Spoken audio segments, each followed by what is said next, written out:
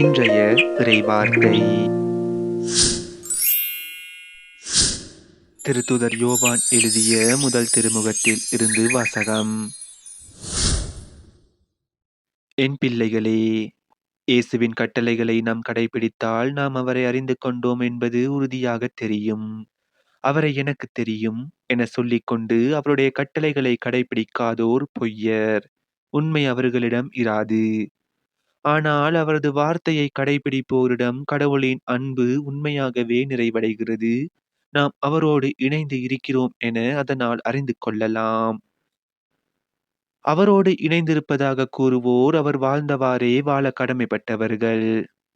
அன்பிற்குரியவர்களே, நான் உங்களுக்கு எழுதுவது புதியதொரு கட்டளை அல்ல, நீங்கள் தொடக்கத்திலிருந்தே பெற்றிருந்த பழைய கட்டளைதான் அது. நீங்கள் கேட்டறிந்த வார்த்தையே அப்பழைய கட்டளை. இருப்பினும் நான் உங்களுக்கு எழுதுவது ஒரு புதிய கட்டளையே. அது புதியது என்பது கிறிஸ்துவின் வாழ்விலும் உங்கள் வாழ்விலும் விளங்குகிறது. ஏனெனில் இருள் அகன்று போகிறது, உண்மை ஒளி ஏற்கனவே ஒளிர்கிறது. ஒளியில் இருப்பதாக சொல்லிக்கொண்டு தம் சகோதரர் சகோதரிகளை வெறுப்போர் இருளில் தான் இருக்கின்றனர். தம் சகோதரர் சகோதரிகளிடம் அன்பு கொள்வோர் ஒளியில் நிலைத்திருக்கின்றனர். இடறி விழ வைக்கும் எதுவும் அவர்களிடம் இல்லை.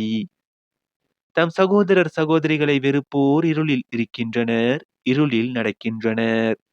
அவர்கள் எங்கு செல்கிறார்கள் என்பது அவர்களுக்கு தெரியவில்லை. ஏனெனில் இருள் அவர்களுடைய கண்களை குருடாக்கிவிட்டது. இது ஆண்டவர் வழங்கும் அருள்வாக்கு. இறைவா, உமக்கு நன்றி. இன்றைய தினத்துக்கு உரிய நற்செய்தி வாசகம். லூக்கா எழுதிய தூய நற்செய்தியில் இருந்து. மோசேயின் சட்டப்படி தூய்மை சடங்கை நிறைவேற்ற வேண்டிய நாள் வந்த போது குழந்தையை ஆண்டவருக்கு அர்ப்பணிக்க அவர்கள் எருசலேமுக்கு கொண்டு சென்றார்கள். ஏனெனில் ஆண் தலைப்பேறு அனைத்தும் ஆண்டவருக்கு அர்ப்பணிக்கப்படும் என்று அவருடைய திருச்சட்டத்தில் எழுதியுள்ளது. அச்சட்டத்தில் கூறியுள்ளவாறு 2 மாடப்புறாக்கள் அல்லது 2 புறா குஞ்சுகளை அவர்கள் பலியாக கொடுக்க வேண்டியிருந்தது. அப்போது எருசலேமில் சிமியோன் எனும் ஒருவர் இருந்தார். அவர் நேர்மையானவர், இறைப்பற்று கொண்டவர், இஸ்ரேலுக்கு வாக்களிக்கப்பட்ட ஆறுதலை எதிர்பார்த்திருந்தவர், தூய ஆவியை அவர் பெற்றிருந்தார். ஆண்டவருடைய மெசியாவை காணும் முன் அவர் சாகப் போவதில்லை என்று தூய ஆவியால் உணர்த்தப்பட்டிருந்தார். அந்த ஆவியின் தூண்டுதலால் அவர் கோவிலுக்கு வந்திருந்தார். திருச்சட்ட வழக்கத்திற்கு ஏற்ப செய்ய வேண்டியதை குழந்தை இயேசுவுக்கு செய்து முடிக்க பெற்றோர் அதனை உள்ளே கொண்டு வந்த போது, சிமியோன் குழந்தையை கையில் ஏந்தி கடவுளை போற்றி, ஆண்டவரே, உமது சொற்படி அடியான் என்னை இப்போது அமைதியுடன் போக செய்கிறீர். ஏனெனில் மக்கள் அனைவரும் காணுமாறு நீர் ஏற்பாடு செய்துள்ள உமது மீட்பை என் கண்கள் கண்டு கொண்டன.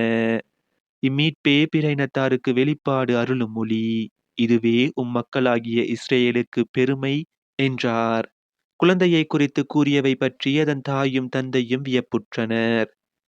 சிமியோன் அவர்களுக்கு ஆசி கூறி அதன் தாயாகிய மரியாவை நோக்கி, இதோ, இக்குழந்தை இஸ்ரேல் மக்களுள் பலரின் வீழ்ச்சிக்கும் எழுச்சிக்கும் காரணமாக இருக்கும், எதிர்க்கப்படும் அடையாளமாகவும் இருக்கும். இவ்வாறு பலருடைய மறைவான எண்ணங்கள் வெளிப்படும். உமது உள்ளத்தையும் ஒரு வாள் ஊடுருவி பாயும் என்றார். இது நம் கிறிஸ்து இயேசு வழங்கும் வாழ்வு தரும் நற்செய்தி. கிறிஸ்துவே, உமக்கு புகழ். இன்றைய தினத்துக்கு உரிய சிந்தனை துளிகள்.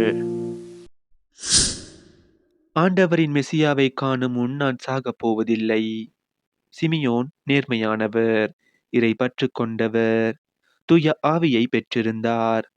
அதனால் ஆண்டவராகிய இயேசு கிறிஸ்துவிற்காக காத்திருந்தார். ஆண்டவரை காண்கிற பேறு அவருக்கு கிடைக்க காரணம், அவர் ஒரு நேர்மையாளர், தூய ஆவியால் ஆட்கொள்ளப்பட்டவர் என்பது தான். நாமும் கடவுள் மீது உண்மையான பற்று மற்றும் விசுவாசம் கொண்டு இருந்தால் நம்முடைய வாழ்வில் கடவுளின் மாட்சியை அடைவோம். கடவுளுக்கு சாட்சி கூறுகின்ற ஒரு மனிதராக நாமும் வாழ வேண்டும் என்றால் கடவுளுடன் ஒன்றித்து இருக்க வேண்டும்.